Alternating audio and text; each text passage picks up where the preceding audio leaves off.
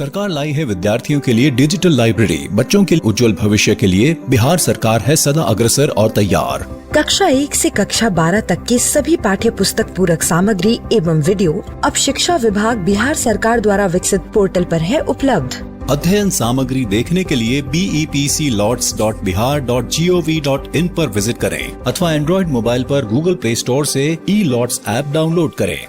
शिक्षकों, अभिभावकों एवं बच्चों से अनुरोध है कि इस लाइब्रेरी का अधिक से अधिक लाभ उठाएं और अपनी पढ़ाई जारी रखें।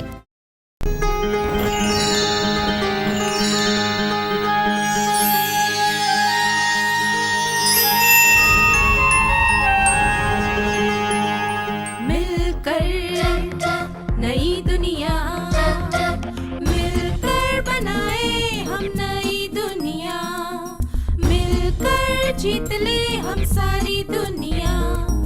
बीच हमें आज बोने दो, रोज उसे थोड़ा बढ़ने दो, छू लेंगे आकाश हम, मन के विचार हकीकत बने, सिद्धि फल से आनंद देंगे, कोशिश कर बढ़े, सोच बुलंद करे।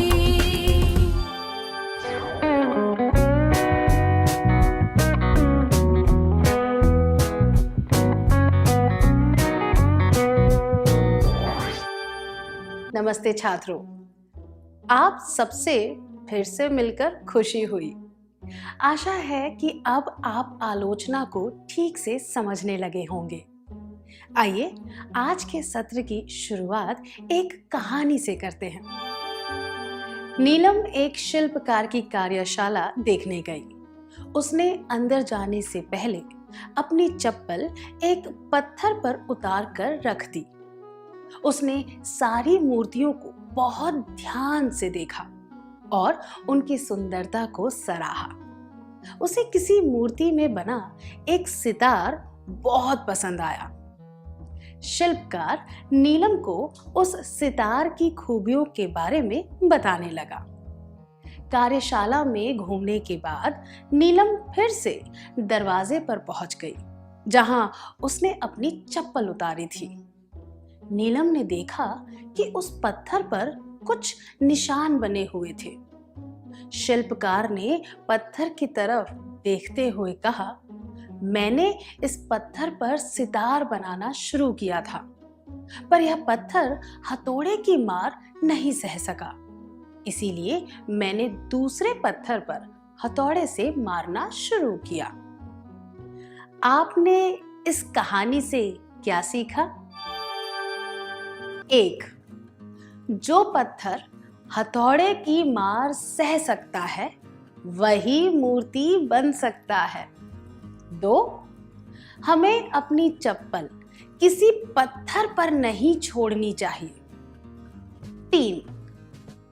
पहली कोशिश में कोई भी मूर्ति अच्छी तरह नहीं बन पाती। कोई भी पत्थर हथौड़े की मार सहने के बाद ही सुंदर मूर्ति बन पाता है। उसी तरह जो व्यक्ति आलोचना को सहन करके उससे उभर पाता है वही अच्छा मनुष्य बन पाता है। बाकी लोग वैसे ही रहते हैं, उनमें कोई सुधार नहीं आता। इसका मतलब है कि आलोचना में ऐसी शक्ति है जो हमें अच्छा मनुष्य बनाती है। हमें अखबार में चित्रकला, संगीत, साहित्य, नृत्य इत्यादि जैसी कलाओं के बारे में आलोचनात्मक लेख पढ़ने को मिलते हैं। मनुष्य के व्यवहार के बारे में भी आलोचना की जाती है। इस तरह की आलोचना का मकसद होता है यह समझना कि कोई घटना क्यों घटी, वास्तव में क्या होना चाहिए था और अब उसके बारे में क्या किया जा सकता है।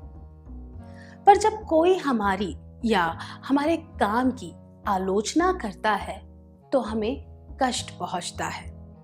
उस दुख की भावना से बाहर निकलने के बाद ही हम खुद को सुधार सकते हैं। आग में तपने के बाद ही सोने में चमक आती है। उसी तरह जब कोई व्यक्ति आलोचना को अच्छी तरह समझना सीख जाता है तो उसका व्यक्तित्व निखरने लगता है। इस सत्र के दौरान हम सीखेंगे कि आलोचना का सामना कैसे करना चाहिए। अब इस परिस्थिति पर ध्यान दीजिए। राजेश और उसके दोस्त साथ बैठकर अर्धवार्षिक परीक्षा की तैयारी कर रहे थे। राजेश ने कहा कि वह सबके लिए चाय बनाकर ला रहा है। एक घूंट पीने के बाद कमल ने कहा, इसमें कुछ कमी है। यह सुनकर राजेश ने तुरंत जवाब दिया, चुपचाप पी लो, इससे ज्यादा तुम्हें कुछ नहीं मिलेगा।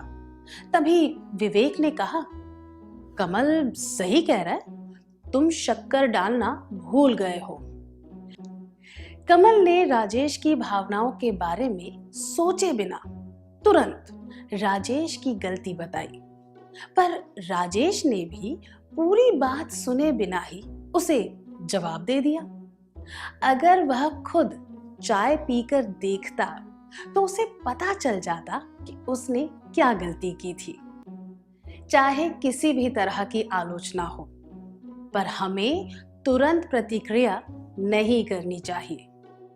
कुछ देर इंतजार करने से गुस्सा कम हो जाता है और हम अपने शब्दों पर काबू भी रख पाते हैं।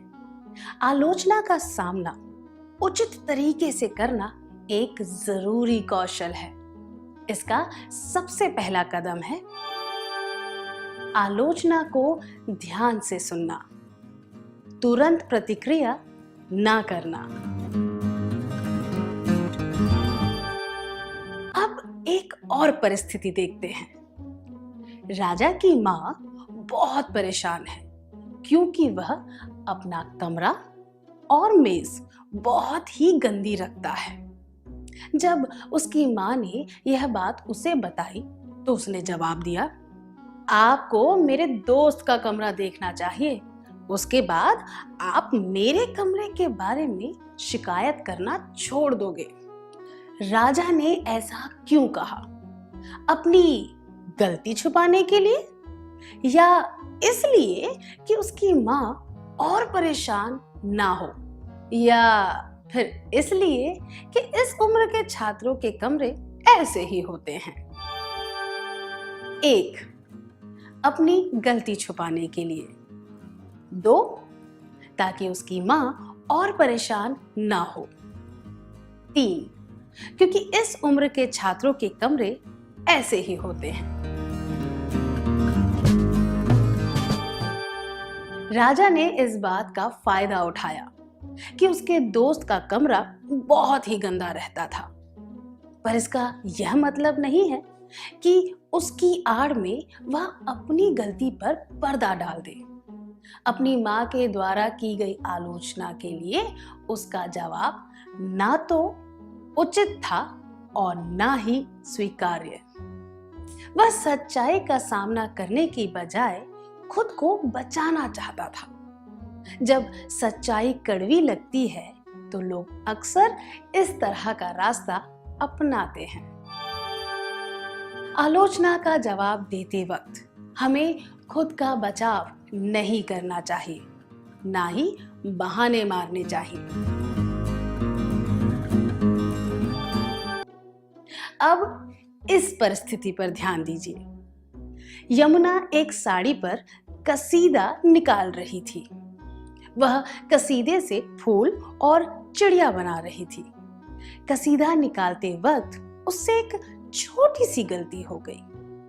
जब उसकी छोटी बहन नेहा ने कहा कि उससे गलती हो गई है तो उसने कहा, तुम तो सुई में धागा भी नहीं डाल सकती, इसलिए मुझे मत सिखाओ। नेहा को सुई में धागा डालना नहीं आता होगा, पर इसका यह मतलब नहीं है कि यमुना उसे अशिष्ट तरीके से जवाब दे।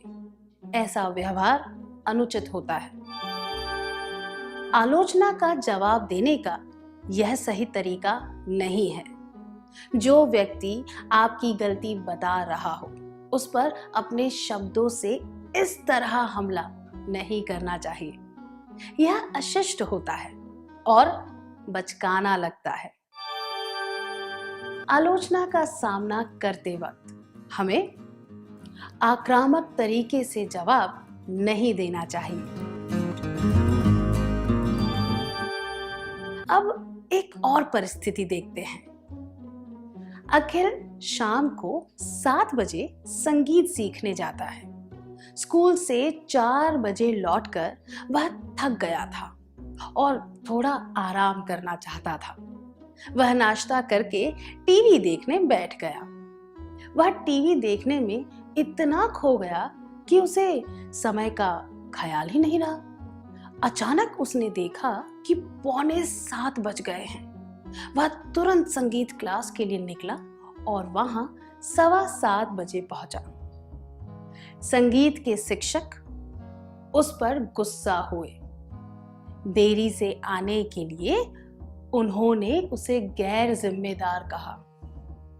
उसे क्या करना चाहिए?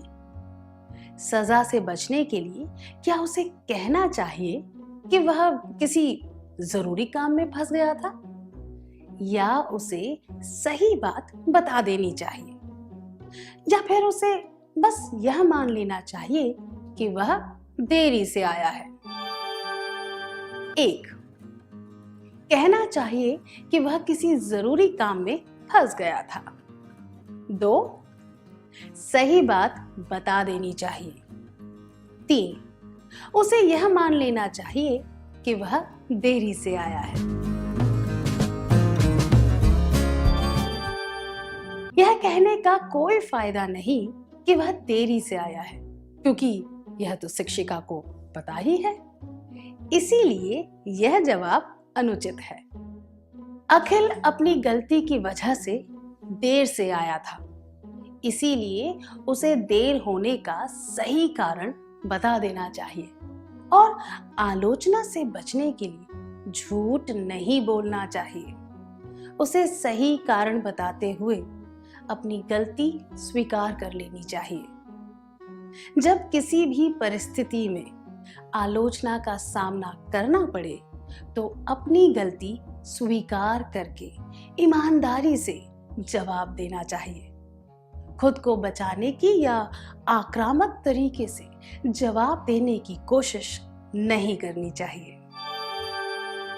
आलोचना का सामना करते वक्त ईमानदारी से जवाब देना चाहिए। अपनी गलती मान लेनी चाहिए। अब एक और परिस्थिति पर ध्यान देते हैं। सीता ने बाल्टी में अपने कपड़े भिगोकर रखे थे। उसने देखा कि उसके सफेद कुर्ते पर गुलाबी रंग के धब्बे हो गए थे। ठीक से देखने पर उसे पता चला कि उसकी बहन नीता ने अपना गुलाबी सलवार उसी बाल्टी में भिगो दिया था। उसने गुस्से में आकर नीता से कहा, क्या तुम इतनी बेवकूफ हो? तुम्हें पता नहीं चलता कि बाल्टी में क्या डालना चाहिए? तुमने मेरा इतना अच्छा कुर्ता बिगाड़ दिया। यह सुनकर नीता को भी गुस्सा आ गया और उसने जवाब देते हुए कहा, अगर तुम इतनी ही समझदार हो तो तुमने बाल्टी में अपना कुर्ता सबसे पहले क्यों डाला?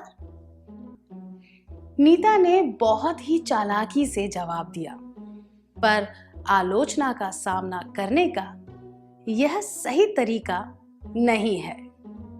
उसकी गलती यह थी कि उसने सीता की आलोचना में सच्चाई नहीं देखी। सीता ने भावुक होकर आलोचना की, पर उसकी बात सही थी। नीता को अपनी सलवार भिगोने से पहले यह देख लेना चाहिए था कि उसका रंग निकलता है या नहीं। लापरवाही या फिर अज्ञानता की वजह से उससे ऐसा हो गया। नीता ने सच्चाई पर ध्यान नहीं दिया। आलोचना का सामना करने का सही तरीका यह है कि हम सच्चाई और भावनाओं को अलग अलग रखें। अपनी गलती स्वीकार करके माफी मांगने से परिस्थिति अपने आप संभल जाती है। कड़ी आलोचना का सामना करते वक्त हमें राय, तथ्यों, सच्चाई और भावनाओं को अलग अलग रखना चाहिए। क्या अब हम सत्र में सीखी हुई बातों का सार संक्षेप कर लें? हमें आलोचना को ध्यान से सुनना चाहिए, तुरंत प्रतिक्रिया नहीं करनी चाहिए। आलोचना का जवाब देते वक्त या सामना करते वक्त हमें खुद का बचाव नहीं करना चाहिए, ना ही बहाने मारने चाहिए। आक्रामक तरीके से बात नहीं करनी चाहिए। ईमानदारी से जवाब देना चाहिए। अपनी गलती मान लेनी चाहिए। राय, तथ्यों, सच्चाई और भावनाओं को अलग अलग रखना चाहिए। धन्यवाद। आपने बहुत अच्छी तरह सार संक्षेप किया।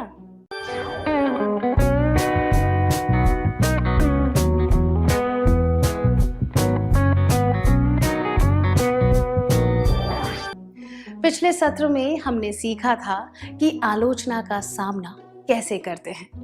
अब हम सीखेंगे कि आलोचना का सामना करने के लिए किन गुणों की आवश्यकता होती है।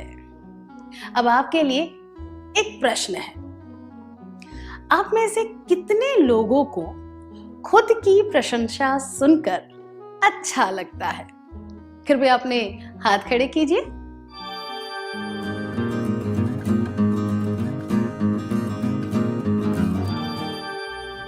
हम सबको खुद की प्रशंसा सुनकर अच्छा लगता है, पर यह बात भी सही है कि कोई हमारी चापलूसी करे तो हम परेशान हो सकते हैं।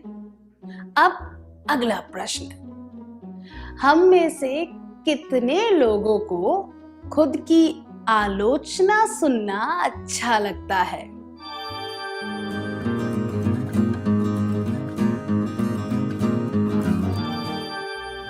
हम में से किसी को भी आलोचना सुनना अच्छा नहीं लगता। मनुष्य का स्वभाव ही ऐसा होता है कि उसे आलोचना पसंद नहीं आती। जैसे कि एक कहावत में बताया गया है, अगर आप किसी को अपना दुश्मन बनाना चाहते हैं तो बस उससे इतना कह दीजिए कि वह गलत है। आलोचना को धैर्य से सुनने और समझने के लिए बहुत हिम्मत चाहिए। आलोचना को ठीक से समझने के लिए हमें कुछ आवश्यक गुण होने चाहिए। क्या हम यह जानने की कोशिश करें कि वे गुण कौन से हैं? इस परिस्थिति पर ध्यान दीजिए। कला और उसके दोस्त एक प्रतियोगिता में भाग लेने के लिए किसी स्कूल में गए थे। जब उसकी स्कूल पहली प्रतियोगिता में हार गई, तब दूसरी स्कूल के छात्रों ने उन्हें चिढ़ाते हुए कहा, हार गए, लगता है इतनी दूर हारने के लिए ही आए थे। कला के कुछ दोस्तों को गुस्सा आने लगा और कुछ दोस्त हताश हो गए। अगर आप कला की जगह होते तो आप क्या करते? इस परिस्थिति में कला ने अपने दोस्तों से कहा, उनकी बातों पर बिल्कुल ध्यान मत दो और अगली प्रतियोगिता के बारे में सोचो। इस बार हम जरूर जीतेंगे। इससे सबको प्रोत्साहन मिला और वे अगली प्रतियोगिता जीत गए। इस कहानी से हमें क्या सीख मिलती है? कला और उसके दोस्तों में दुख से बाहर निकलने का साहस था, इसीलिए वे हार और आलोचना को पीछे छोड़कर आगे बढ़ पाए। खुद में सहिष्णुता और साहस पैदा करने के लिए हम आलोचना का सामना समझदारी से कर सकते हैं। कई बार आलोचना सुनकर बहुत ठेस पहुंचती है, पर अगर हम में सहिष्णुता और साहस हो तो हम भावुक हुए बिना फिर से सामान्य तरीके से सोच पाते हैं और सही बात पर ध्यान दे पाते हैं। आलोचना का सामना करने के लिए जिन गुणों की आवश्यकता होती है वे हैं सहिष्णुता और साहस। क्या आपके साथ कभी ऐसा हुआ है कि किसी आलोचना की वजह से आप हताश हो गए थे, पर बाद में आपने सहिष्णुता और साहस से काम लिया और आप दुख से बाहर निकलकर आगे बढ़ पाए? आइए अब ममता की कहानी सुनते हैं। ममता की आदत है कि वह काम को टाल देती है। उसने खास अवसरों पर पहनने वाले कपड़े धोने के लिए निकाले थे, पर हमेशा की तरह उसने वह काम टाल दिया। उसे एक शादी में जाना था। जब वह पहनने के लिए कपड़े देखने लगी तो उसे एहसास हुआ कि कोई भी कपड़े साफ नहीं है। उसके भाई ने तुरंत कहा, तुम्हारे साथ ऐसा ही होना चाहिए था, तुम किसी की सलाह तो मानती नहीं हो।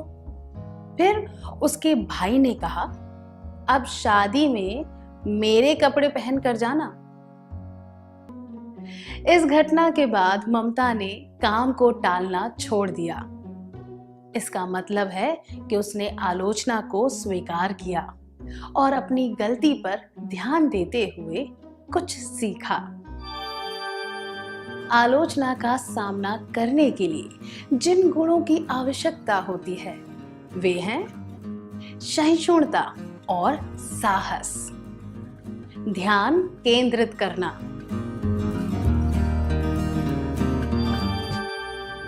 अब हम कोकिला की कहानी सुनेंगे। कोकिला अपने जेब खर्च के पैसों का हिसाब नहीं रखती थी। कभी कभी उसके पास कोई आवश्यक चीज खरीदने के पैसे भी नहीं बचते थे। यह देखकर उसकी सहेली प्रिया ने उसकी गलती बताई और उसे हिसाब रखना सिखाया। इसके बाद कोकिला कुछ पैसे बचाने लगी। जब उसने हिसाब देखा तो उसे पता चला कि उसमें कुछ फिजूल के खर्चे भी थे। उसने अगले महीने बिल्कुल भी फिजूल खर्च नहीं किए। ऐसा करके 1 साल के बाद उसके पास काफी पैसे बच गए थे। फिर प्रिया की सलाह पर उसने उन पैसों से एक छोटा कारोबार शुरू किया। अब 4 सालों के बाद वह एक दुकान की मालकिन बन गई है। हमें इस कहानी से क्या सीख मिलती है? जी हाँ, हमें खुले दिमाग से आलोचना को स्वीकार करना चाहिए।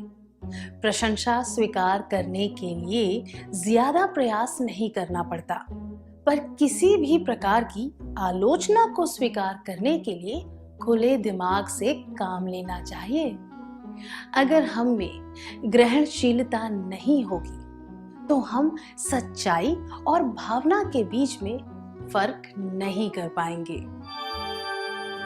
आलोचना का सामना करने के लिए जिन गुणों की आवश्यकता होती है वे हैं सहिष्णुता और साहस, ध्यान केंद्रित करना, सच्चाई स्वीकारना, ग्रहणशीलता। क्या आपने कभी खुले दिमाग से आलोचना को स्वीकार किया है? क्या आपने आलोचना को स्वीकार करते हुए अपनी गलती को सुधारने पर ध्यान दिया है? चलिए अब सिमरन का किस्सा सुनते हैं।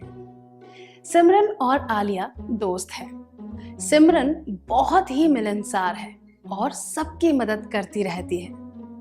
उसके कुछ दोस्तों ने इस बात का फायदा उठाया। वे रोज उसके पैसों से खाना खरीदकर खाने लगे। यह सब कुछ दिनों के लिए चलता रहा। फिर एक दिन आलिया ने उसे कहा, मिलनसार और उदार होना अच्छी बात है, पर सब लोग तुम्हारा फायदा उठाते रहते हैं। तुम्हारी भलाई के बदले में तुम्हें कुछ भी नहीं मिलता। इतनी भोली बनने का क्या फायदा? सिमरन अपने व्यवहार को ठीक से समझने लगी और उसे पता चला कि लोग उसके अच्छे व्यवहार का फायदा उठाते हैं। उसे यह भी समझ आ गया कि आलिया ने सच्ची फिक्र की वजह से उसकी आलोचना की थी। स्पष्टता होने से हम आलोचना का सामना आसानी से कर पाते हैं। अगर हमें स्पष्ट रूप से पता हो कि परिस्थिति कैसी है और आलोचना करने वाले का इरादा क्या है, तो हम आलोचना का सामना आसानी से कर पाते हैं। आलोचना का सामना करने के लिए जिन गुणों की आवश्यकता होती है वे हैं सहिष्णुता और साहस, ध्यान केंद्रित करना, सच्चाई स्वीकारना, ग्रहणशीलता, स्पष्टता।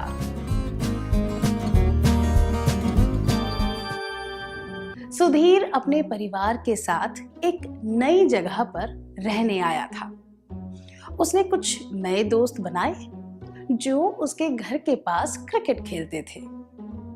एक दिन उसके पड़ोसी ने उसे पास बुलाकर कहा, तुम्हारे दोस्त अच्छे नहीं हैं, इनसे दूर ही रहना।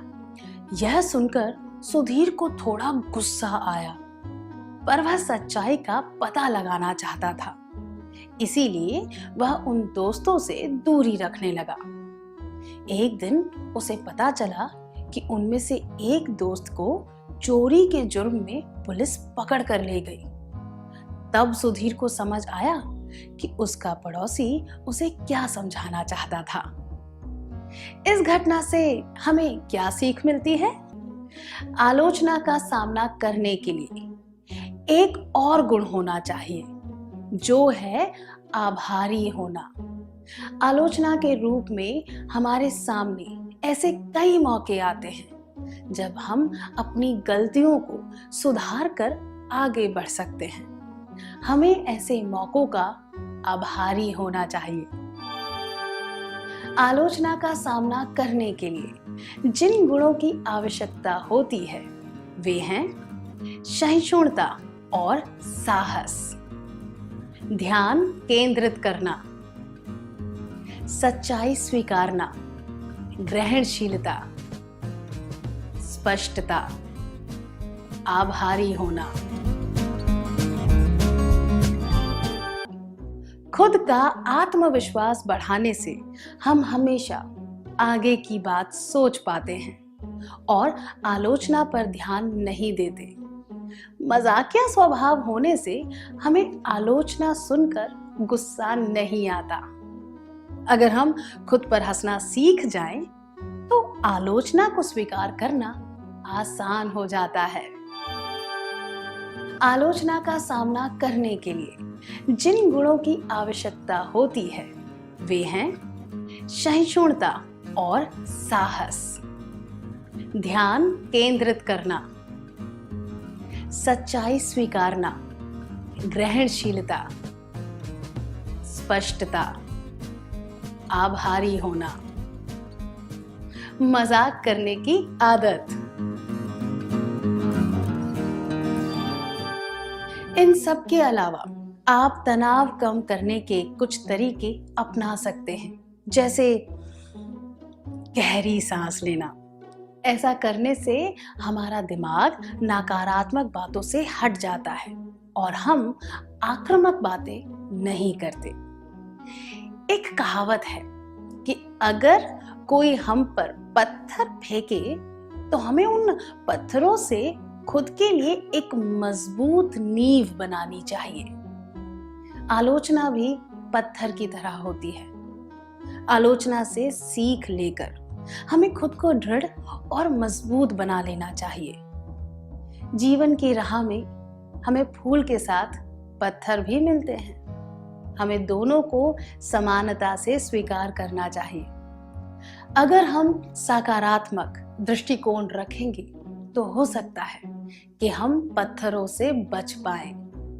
आलोचना का अच्छी तरह सामना करके जीवन में आगे बढ़ने के लिए आपको शुभकामनाएं।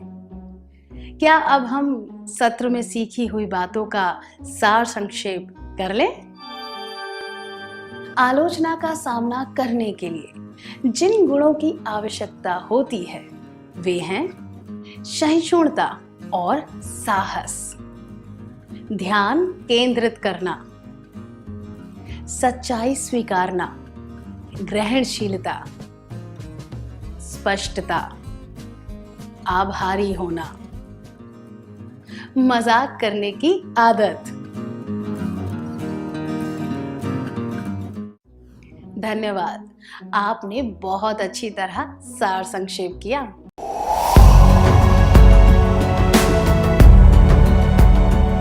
छठी से 10वीं कक्षा के विद्यार्थी ध्यान से सुने, खास आपके लिए हैं इंस्पायर अवार्ड्स मानक। TST और NIF द्वारा हर साल हो रहे इंस्पायर अवार्ड्स मानक के पहले राष्ट्रीय पुरस्कार विजेता हैं। विजेता आप भी हो सकते हैं, इसलिए किसी भी क्षेत्र में साइंस और टेक्नोलॉजी पर आधारित अपने इनोवेटिव आइडियाज के साथ तैयार हो जाइए। जानते हैं ना, आप में से 1 लाख स्टूडेंट्स को 10-10 हजार रुपए मिलेंगे अपने आइडियाज को प्रोटोटाइप बनाने के लिए। उसके बाद दुनिया सराहेगी आपका हुनर जब पहुंचेगा आपका आइडिया लोगों तक प्रोडक्ट के रूप में। तो अपने ओरिजिनल इनोवेटिव आइडियाज को स्कूल में जमा करें।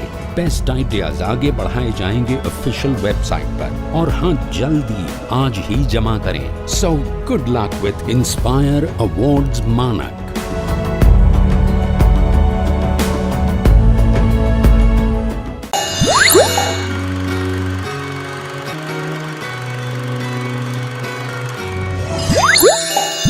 नमस्ते छात्रों, क्या आप सब मजे में हैं? अच्छी बात है। चलिए आज के सत्र की शुरुआत एक रोचक क्रियाकलाप से करते हैं। कल्पना कीजिए कि कमरे के एक कोने में एक बड़ा सा सामान पड़ा है, जैसे कि लकड़ी की अलमारी। आप में से 5 लोगों को वह अलमारी वहां से हटाकर उसके सामने वाले कोने में रखनी है। आप यह कैसे करेंगे? अलमारी को सरकाने के लिए पहले आप परिस्थिति को समझेंगे, जैसे कि वह कितनी भारी है। फिर आप उसे धीरे धीरे सरकाएंगे ताकि उसे एक सही जगह लाकर अच्छी तरह धकेल सके। फिर उसे सही तरीके से दूसरे कोने की तरफ धकेलेंगे। इसके बाद आप उसे घुमाएंगे और उसे दूसरे कोने में अच्छी तरह लगा देंगे। आइए अब एक और अभिनय करते हैं। परिस्थिति इस तरह है। रविवार का दिन है। सुकुमार का परिवार कुछ मेहमानों का इंतजार कर रहा है। सुकुमार जानवरों के बारे में एक फिल्म देखना चाहता है जो पास के एक सिनेमा हॉल में लगी है। उसके पापा ने उसे इजाजत नहीं दी, पर अंत में उसने अपने पिता को मना लिया और वह फिल्म देखने चला गया। शुरुआत में उसके पापा तैयार नहीं थे, पर अंत में सुकुमार ने उन्हें मना लिया। आइए इन दोनों परिस्थितियों की तुलना करते हैं। अलमारी की जगह बदलना और पिता को मनाना। इन दोनों परिस्थितियों में आपको किसी चीज या किसी व्यक्ति को वर्तमान स्थिति से वांछित स्थिति में लाना था। इन दोनों में कौन सी समानताएं और भिन्नताएं थी? आइए पहले समानताएं देखते हैं। दोनों ही काम कठिनाई भरे थे। आपको योजना बनाकर और कोई तरकीब लगाकर उन्हें करना था। समानताएं। अलमारी की जगह बदलना, पिता से अनुमति लेना आसान नहीं है, योजना की जरूरत है, सही तकनीक की जरूरत है, आसान नहीं है। योजना की जरूरत है, सही तकनीक की जरूरत है। आइए अब भिन्नताएं देखते हैं। भिन्नताएं ये है कि वस्तुओं के साथ काम करते वक्त ताकत का इस्तेमाल करके हम अपने लक्ष्य तक पहुंच सकते हैं, पर मनुष्यों के साथ ताकत का प्रयोग करना अनुचित और अपर्याप्त होता है। किसी भी वस्तु की जगह बदलना किसी इंसान को मनाने से काफी आसान होता है। मनुष्यों के साथ काम करते वक्त भावनाएं, रुचि इत्यादि का ध्यान रखना पड़ता है। इसमें विचारों का आदान प्रदान होता है। भिन्नताएं, अलमारी की जगह बदलना, पिता से अनुमति लेना, केवल शारीरिक बल की आवश्यकता होती है। लक्ष्य को प्राप्त करना आसान होता है। शारीरिक बल अनुचित और अपर्याप्त होता है। इसमें विचारों का आदान प्रदान होता है। इसीलिए वार्तालाप और भाषा से संबंधित योग्यताओं की आवश्यकता होती है। लक्ष्य को प्राप्त करना थोड़ा मुश्किल होता है। हमने देखा कि दूसरी परिस्थिति में हमें एक व्यक्ति को उसकी वर्तमान मानसिक स्थिति से एक वांछित मानसिक स्थिति में ले जाना था। यहाँ इस बात का भी ध्यान रखना था कि हम खुद को नीचा दिखाए बिना यह काम करें। इस प्रक्रिया को कहते हैं अपनी बात मनवाना। जीवन की ज्यादातर परिस्थितियों में दृढ़ व्यक्ति दूसरों से अपनी बात मनवा लेते हैं। आइए हम अभिनय का विश्लेषण करते हैं ताकि हम बात मनवाने के तरीकों को समझ सके। हमने देखा कि सुकुमार इस चीज पर बहुत ध्यान दे रहा था कि उसे अपने पिता से क्या कहना चाहिए और किस तरह कहना चाहिए। उसने बड़ी कलात्मकता से इसकी तैयारी की। कभी उसने तर्क के द्वारा अपने पिता को समझाया और कभी उसने भावनाओं के द्वारा उन्हें समझाने की कोशिश की, पर उसने कभी भी झूठ या छल का सहारा नहीं लिया। क्या आपने इस बात पर ध्यान दिया कि यह सब एक वार्तालाप के रूप में हो रहा था? हम कह सकते हैं अपनी बात मनवाने में ये चीजें शामिल हैं। ध्यान पूर्वक तैयारी करना, वाद विवाद को सही रूप देना, अपने दृष्टिकोण को अच्छी तरह समझाना, तर्क का प्रयोग करना, झूठ और छल के बिना भावनाओं का प्रयोग करना। क्या अपना काम करवाने के लिए आपने कभी किसी को मनाया है? तो हमने देखा कि किसी को मनाना एक जटिल प्रक्रिया है जिसमें 2 या उससे ज्यादा व्यक्ति शामिल होते हैं। प्रत्येक व्यक्ति की भावनाएं, रुचि इत्यादि अलग अलग होती है। हमने जाना कि किसी को मनाने में कौन सी बातें शामिल होती हैं, पर किसी को मनाते वक्त कुछ ऐसी बातें हैं जो हमें नहीं करनी चाहिए।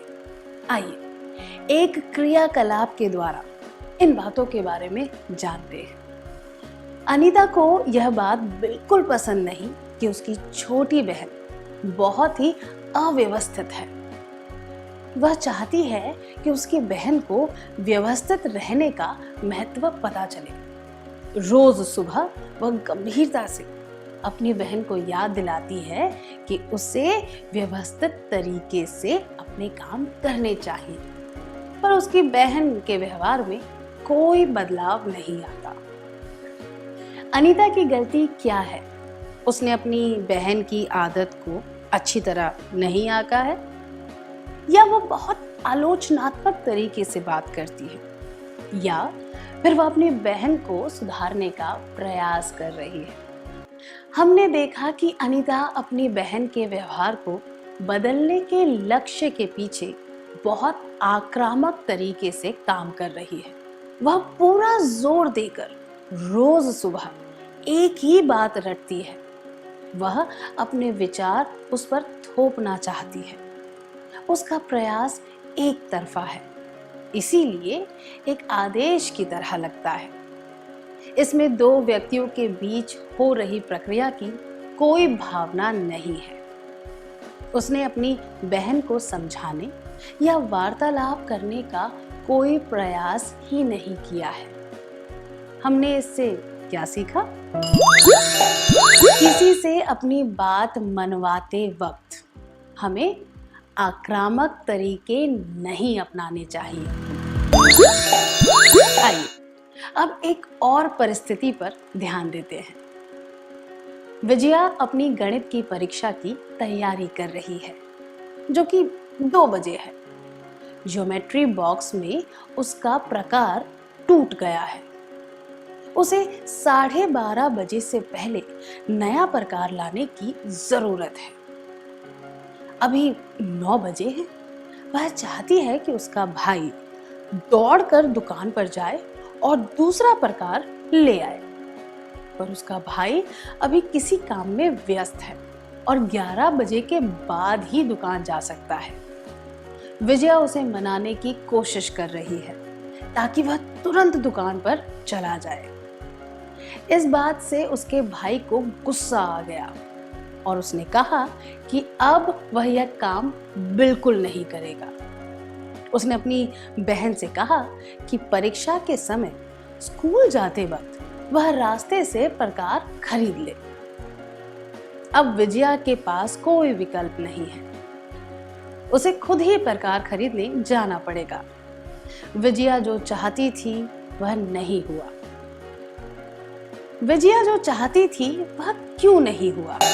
विजया अपने भाई को मना नहीं पाई क्योंकि उसका तरीका सही नहीं था। उसे लगता है कि किसी और की राय नहीं माननी चाहिए। जिस व्यक्ति से हम अपनी बात मनवाना चाहते हैं, वह यह देखता है कि सामने वाला व्यक्ति उसकी चिंता को समझकर उसकी राय मान रहा है या नहीं। जो लोग अपनी बात मनवाने के लिए अपनी जगह पर अड़े रहते हैं और समझौता नहीं करना चाहते, वे ये भूल जाते हैं कि किसी को मनाना एक तरफा काम नहीं होता। किसी को निपुणता से तभी मनाया जा सकता है जब दोनों पक्षों के लोग एक दूसरे की बात को सुने और समझें। जब वे दोनों बीच का एक रास्ता निकाल लेते हैं तो वे शांति से एक हल ढूंढ पाते हैं। संक्षिप्त में कहें तो जब लोग समझौता नहीं करना चाहते, तब वे अपनी बात नहीं मनवा पाते हैं। किसी से अपनी बात मनवाते वक्त हमें आक्रामक तरीके नहीं अपनाने चाहिए। समझौता स्वीकार करना चाहिए। अब हम एक और परिस्थिति देखते हैं। कुणाल और हसन दोस्त हैं। हसन की आदत है कि वह लोगों को चिढ़ाता है। कुणाल ने एक दिन उसे कहा कि वह गलत काम कर रहा है। हसन ने उसकी बात सुनी और अगले दिन वह फिर से दूसरों को चिढ़ाने लगा। कुणाल को बहुत गुस्सा आया और उसने हसन को कहा कि वह कभी नहीं सुधरेगा। फिर कुणाल ने हसन को सुधारने का प्रयास छोड़ दिया। कुणाल की गलती क्या थी? उसे यह नहीं पता था कि किसी को मनाना एक निरंतर प्रक्रिया है, या उसकी यह सोच गलत थी कि लोगों को नहीं चिढ़ाना चाहिए, या फिर उसे हसन को सुधारने की कोशिश नहीं करनी चाहिए थी। उसकी गलती यह नहीं थी कि उसने हसन को सुधारने के बारे में सोचा। लोगों को चिढ़ाना अच्छी बात नहीं है, इसीलिए यह बात भी गलत नहीं थी। कुणाल को यह नहीं पता था कि किसी को मनाना एक निरंतर प्रक्रिया है। यह कोई एक बार होने वाली घटना नहीं है। इसमें दोनों तरफ से निरंतर प्रयास की आवश्यकता होती है। किसी से अपनी बात मनवाने के लिए ये बातें जरूरी हैं। लोगों की बात सुनना, उनकी राय स्वीकार करना, परिस्थिति के अनुसार व्यवहार में बदलाव लाना और नए तरीके से प्रयास करना। अगर बात मनवाने वाला व्यक्ति ही प्रयास करना छोड़ दे तो सामने वाला व्यक्ति भी खुद को बदलने में दिलचस्पी नहीं लेगा। पर निरंतर प्रयास करने से सामने वाले व्यक्ति पर असर पड़ेगा। अपनी बात मनवाने के लिए सहनशीलता बहुत जरूरी होती है। क्या अब हम इस सत्र का सार संक्षेप कर ले? अपनी बात मनवाना एक कला है जिसमें आप लोगों को चापलूसी किए बिना और भीख मांगे बिना उन्हें राजी कर लेते हैं। अपनी बात मनवाने में ये चीजें शामिल हैं: ध्यानपूर्वक तैयारी करना, वाद विवाद को सही रूप देना, अपने दृष्टिकोण को अच्छी तरह समझाना, तर्क का प्रयोग करना, झूठ और छल के बिना भावनाओं का प्रयोग करना। किसी से अपनी बात मनवाते वक्त हमें आक्रामक तरीके नहीं अपनाने चाहिए। समझौता स्वीकार करना चाहिए। आभास होना चाहिए कि यह एक निरंतर प्रक्रिया है, एक घटना नहीं। सहनशील होना चाहिए।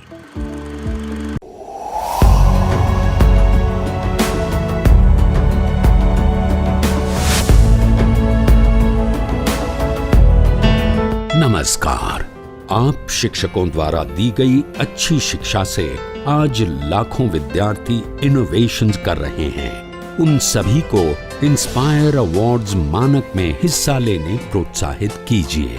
करना है इतना कि आपके विद्यालय के 6ठी से 10वीं कक्षा के छात्र और छात्राएं साइंस और टेक्नोलॉजी पर आधारित अपने इनोवेटिव आइडियाज आपके पास जमा करें ताकि वो DST और NIF द्वारा आयोजित इंस्पायर अवार्ड्स मानक प्रतियोगिता में हिस्सा ले सकें।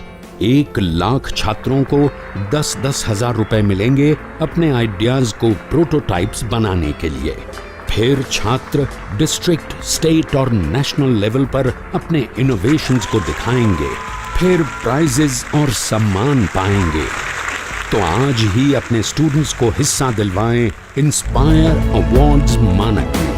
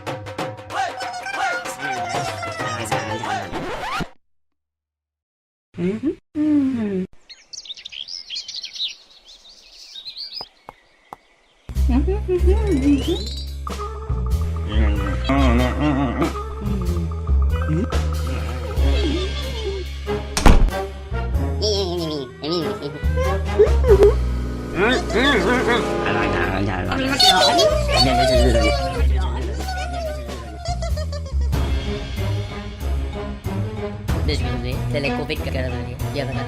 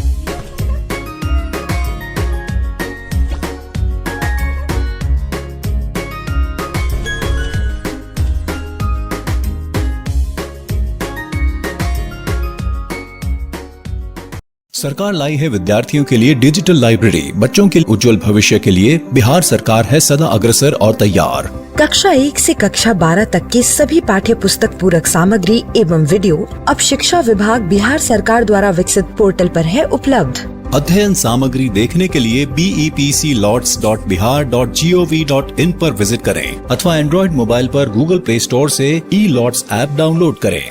शिक्षकों, अभिभावकों एवं बच्चों से अनुरोध है कि इस ई लाइब्रेरी का अधिक से अधिक लाभ उठाएं और अपनी पढ़ाई जारी रखें।